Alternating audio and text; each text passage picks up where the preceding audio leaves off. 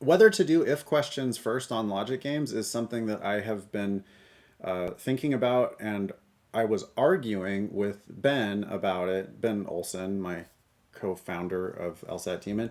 I was arguing with Ben about it on one of the very first episodes of the Thinking LSAT podcast. I don't recommend that anybody go back and listen to those first few like poorly produced episodes that we did 7 years ago, but one of the topics was Ben was trying to convince me that on the logic games, so here's what Ben does. He does the list question first, which is the first question on almost every logic game, like probably 3 out of 4 logic games.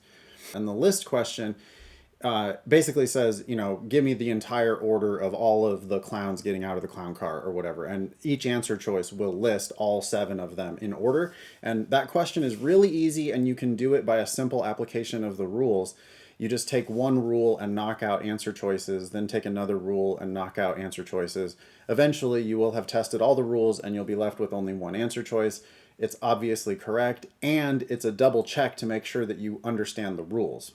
So I would always do the first question first if it's a list question. Some people call it an acceptability question, whatever. It's the one that lists out everybody in all the spots, and it's really easily identifiable, and it's the first question on about 75% of logic games. So I would definitely do that one first always. Then Ben was trying to convince me that if you do the if questions next, that it can help you to learn about the game. That the if questions are a little bit easier because they give you a new rule, it's a new restriction that limits the possible solutions for the game. And all you have to do for those if questions is basically make a new diagram, incorporate the new rule, see how that impacts all the old rules. Probably a bunch of people will fall into places, and then you answer the question. And the benefit of doing that question before doing all the other general questions is that it helps you to get more experience working within the game, and you create these scenarios that work. Like you create these solutions. They are not worlds.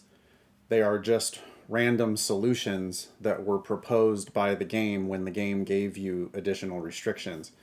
And if you do all those if questions and then go back and pick up all of the broader general questions, like the ones that just say, which one of the following can't go fourth or whatever, then you'll have some experience working within the game, which might help you to more easily rule out some of the wrong answer choices for those general questions. And I always argued with Ben about it because I was like, overly complicated. Why don't you just do them in order?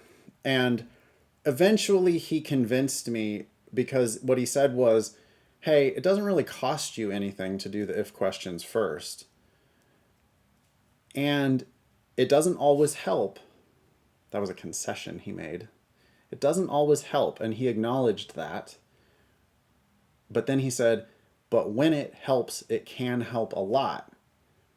And I started thinking about it a little bit differently, which was, if it doesn't cost you anything, then it doesn't have to always help. It just has to sometimes help in order to be worthwhile. And so I started teaching it and I started doing it, but I don't always do it, because now when I do games, I do worlds on like 95% of games. And when I've made worlds, I really don't feel like doing the if questions first helps at all. So I'll be so confident in my approach that I'll just frequently say, nah, I'm just going to do them in order. It is not worlds, because worlds are mutually exclusive and encompass all possibilities. Doing the if questions first, it just allows you to like come up with some random scenarios, and they can be helpful, but I just don't want you to confuse random working scenarios with a big picture solution to the game, which Worlds is. Like Worlds is, you're answering all the questions before they ever even ask you the questions.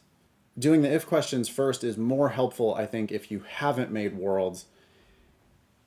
If you're just looking for like, I feel like I'm struggling here, this game has too much flexibility, I wasn't really able to incorporate many of the rules into my setup, I feel like I'm kind of in trouble here, okay, do the list question, do the if questions, and then maybe you'll only have another couple questions to grind out and it'll be okay.